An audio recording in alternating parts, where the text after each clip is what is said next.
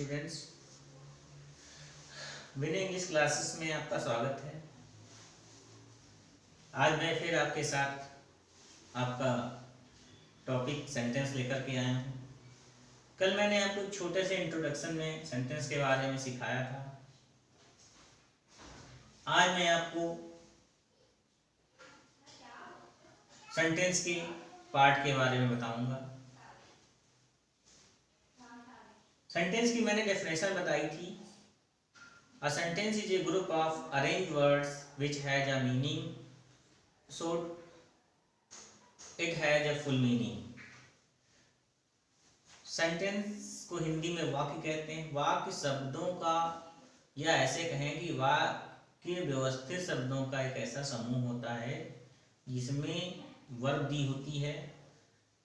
इसमें एक या एक से अधिक वर्ब्स होती हैं और वर्ब के कारण का पूरा अर्थ निकलता है। शब्द व्यवस्थित होने चाहिए। अब देखिए, अगर आपसे पूछा जाए कि सेंटेंस या वाक्य के कितने पार्ट होते हैं, तो आप बताएंगे कि सेंटेंस या वाक्य के दो पार्ट होते हैं। एक सब्जेक्ट होता है और दूसरा होता है प्रेडिकेट। सब्जेक्ट को हिंदी में हम कर्ता बोलते हैं और प्रेडिकेट को हम हिंदी में विधेय बोलते हैं। इसकी क्या इंपॉर्टेंस होती है?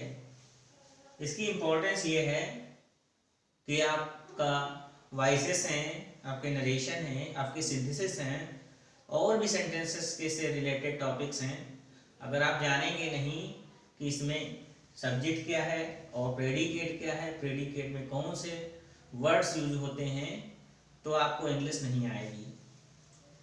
तो बेसिकली आपको जानना, मैं आपको आज ये बताऊंगा कि आप सेंटेंस में सब्जेक्ट और प्रेडिकेट की कैसे पहचान करें।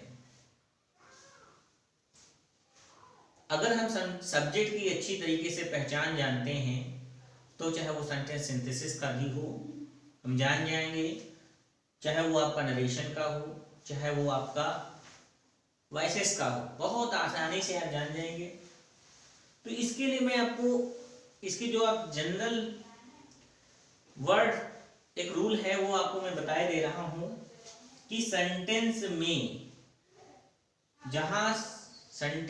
जहां आपको हेल्पिंग वर्ब या मेन वर्ब मिल जाए, हेल्पिंग वर्ब मिले या मेन वर्ब मिल जाए या दोनों मिल जाए, तो उससे पहले वाला जो पार्ट होता है, चाहे उसमें एक शब्द हो, चाहे वो दो शब्द हो, चाहे 3 या 4 5 शब्द हो, जितने भी हमें वर्ड्स आपको दिखाई दें वो सब्जेक्ट होते हैं।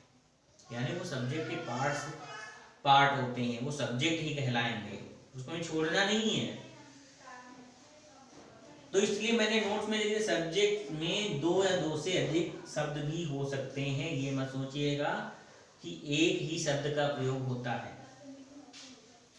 फिर से देख लीजिए, अगर वाक्य दे रखा हो, वाक्य दिया हो और उसमें आपको जहां हेल्पिंग वर्ब मेन वर्ब मिल जाए या आपको केवल मेन वर्ब मिले, तो उससे पहले वाला जो पार्ट होता है, जो भाग होता है, उसे ही हम सब्जेक्ट कहते हैं। और प्रेडिकेट को हिंदी में हम विधेय बोलते हैं। प्रेडिकेट को हिंदी में विधेय बोलते हैं।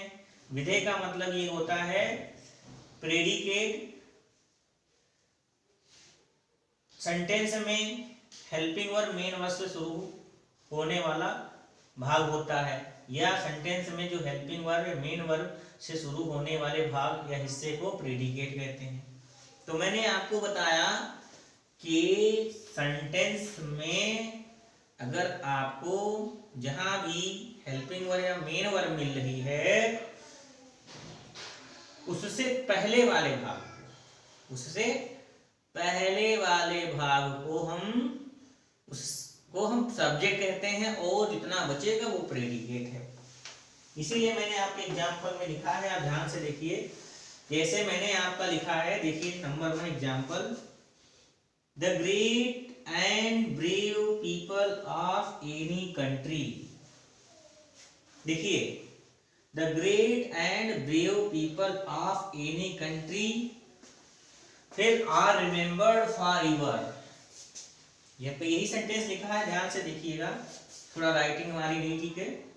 The great and brave people of any country, फिर are remembered from far river. तो हमें देखना क्या है कि सेंटेंस में हेल्पिंग वर्ब या मेन वर्ब ढूंढना है। अगर हेल्पिंग वर्ब नहीं दी होगी तो मेन वर्ब होगी, और अगर मेन वर्ब भी नहीं दी होगी तो वहां पर आपका लिंकिंग वर्ब दी होगी, वो भी मेन वर्ब का काम करती है। तो देखिए यहाँ पर दोनों रिमेम्बर्ड क्या दे रखा है, रिमेम्बर्ड दिया है, और उससे पहले दिया है आर, तो ये हो गई आपकी हेल्पिंग वर्ब, ये आपकी है हेल्पिंग वर्ब और ये आपकी है मेन वर्ब। तो इससे पहले वाला जो पार्ट होता है, यानी ये आपका पूरा पार्ट, ये जो पार्ट हमने बंद कर दिया है, ये आपका है, इसे हम बोलेंगे सब्जेक्ट।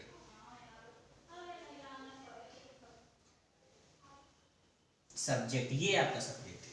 देखिए इसमें कितने वर्ड्स हैं, 1 2 3 4 5 6 7 8 वर्ड्स हैं। और ये वाला जो पार्ट है जो बच गया पूरा पार्ट, इसको हम बोलते हैं प्रेडिकेट। ये आपका कौन सा है, इसको प्रेडिकेट बोलते हैं, प्रेडिकेट।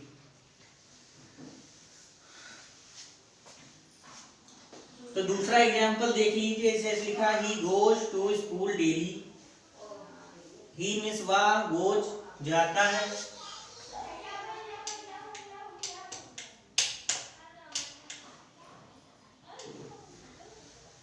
वह जाता है स्कूल डेली, वह स्कूल प्रतिदिन जाता है। तो यहां पर देखिए, यहां पर आपका गोज, ये आपकी मेन वर्ब है, यहां पर कोई हेल्पिंग वर्ब का प्रयोग नहीं हुआ है। तो इससे पहले वाला जो आपका वर्ड है वो आपका बचा है ही, क्या है, ही है, और ही जो आपका है ये आपका सब्जेक्ट है, और उसके बाद का जितना भी पार्ट आपका दिया है वो आपका प्रेडिकेट है।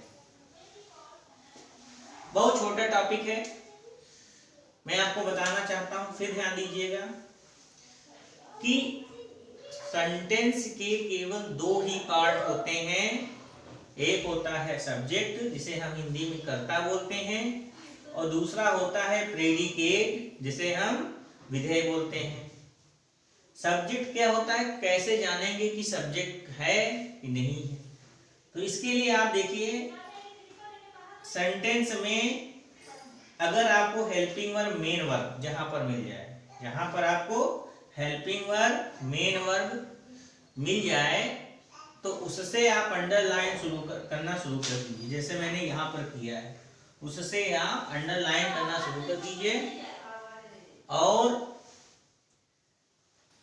उससे पहले वाले हिस्से को हम सब्जेक्ट बोलते हैं, और उसके बाद वाले हिस्से को प्रेडिकेट बोलते हैं। आज के लिए आपको इतना ही टॉपिक, कल हम आपके लिए नए टॉपिक के साथ उपस्थित होंगे। कल हम आपको सेंटेंस की काइंड्स बताएंगे। तब तक के लिए आप हमारे वीडियो को देखें और कमेंट करें, लाइक करें। थैंक्स।